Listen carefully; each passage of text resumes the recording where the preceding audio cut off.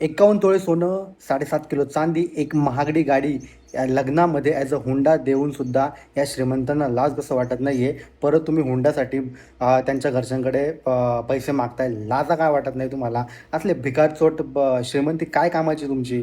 हां, एवढं सगळं चांगलं, एवढं भारी लग्न करून दिलं होतं मुलीच्या आईबापाने. एवढं सगळं कन्यादान केलं. कन्यादान म्हणजे सगळ्यात महान दान. आणि त्यांना फक्त एवढं असतं की मुलगी आपली व्यवस्थित नीट आहे का, सांभाळली, आनंदी आहे का, एवढंच फक्त असतं. पण तुम्ही त्याचं पण तुम्हाला तेवढं पण नाही करतायत. लाजा वाटू द्या रे.